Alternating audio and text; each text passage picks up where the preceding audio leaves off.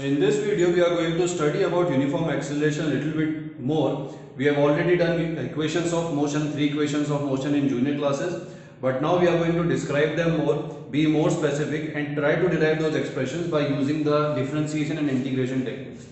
So let us assume there is a particle which is moving with initial velocity u. That means that particle when it started at t equals to 0 seconds, its initial velocity at that point was u. And that particle is moving in a straight line. It is a rectilinear motion, a linear motion in a straight line with uniform acceleration a. Then we can say that in time t, in some time t, the final velocity of the particle will be equal to v. Now to derive that expression of v, we can use this expression that we studied, acceleration equals to differentiation of velocity with respect to position, with respect to time, dv by dt.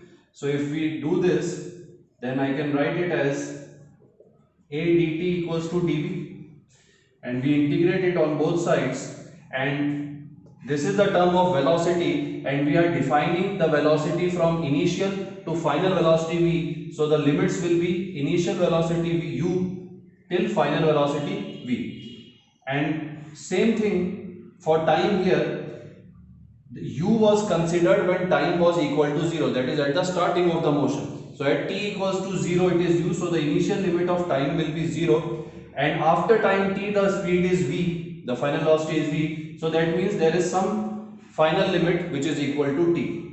Now acceleration we have taken as uniform acceleration, that means it is constant, it is not going to change. So this is not going to get integrated, we can take it outside and integrate the whatever is inside, then we will get this on the LHS, and the right side will be equal to this. So now if we put the initial and final limits, we will get this, or we can say v minus u equals to, or v equals to u plus at. This is how we remembered. This is what we done in first equation of motion. So this is v equals to u plus at, and this is called first equation of motion. Okay, so if this is the first equation of motion,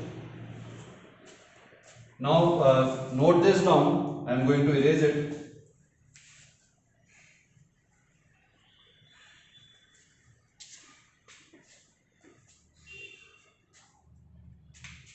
Now we are going to use v equals to u plus at. This is the first equation of motion. V can be written as the differential of position with respect to time. That is, v can be written as dx by dt.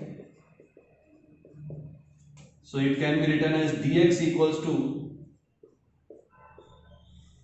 u plus at dt. Now on integration on both sides,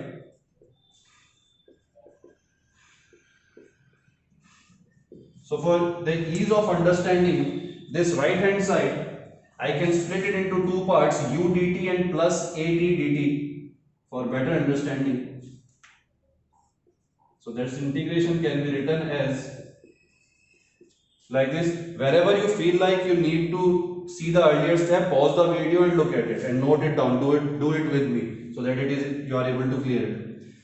Now at time t equals to 0, there was a initial, here also it is time t equals to 0, there was the position which can be taken as the initial position, or we can say that at this position the displacement has not started yet. So at t equals to 0, let us say that the particle was at 0 position, x was equal to 0 meters at t equals to 0, and at some time t, after some time t, the final position of the particle, let us say it is equal to x. Now if we integrate this, then here the integration of dx will be x, and if we put the limit, it will be x minus 0, so it will remain x. You do it yourself, I am writing it directly.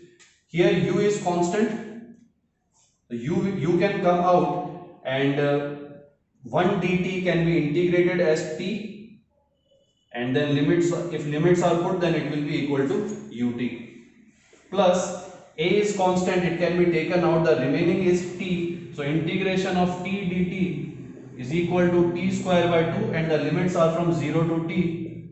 So this will be the limits. If you substitute the limits, it will be equal to t square by 2 minus 0 by 2. So we will get t square by 2. So I will write it directly here, a t square by 2. Or to identify what we studied earlier in junior classes, this will be our equation x equals to ut plus half at square. That is the change in position or the displacement of the particle is equal to ut plus half at square, and this is called second equation of motion. Now for third equation of motion, in one of the previous videos when we started acceleration, I gave you different formula for acceleration. A equals to dv by dt. Then we also said a equals to d square x by dt square. I also gave you one more form, that a equals to v into dv by dx. There was this another form that we studied.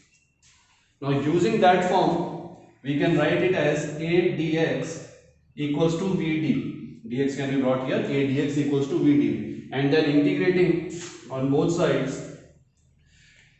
Here the limits of velocity will come, so the initial limit will be u because initial velocity is u, final limit will be v because final velocity we are taking it as v.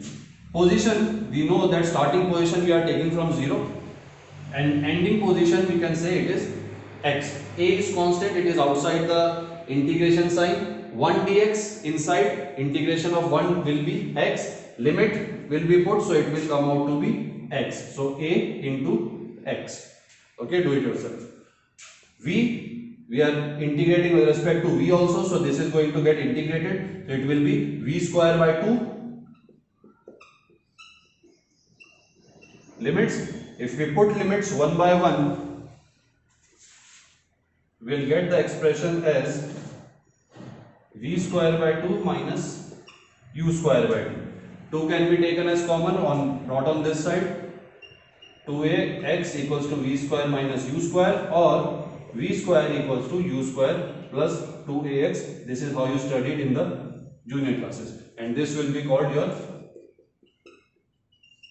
third equation of motion.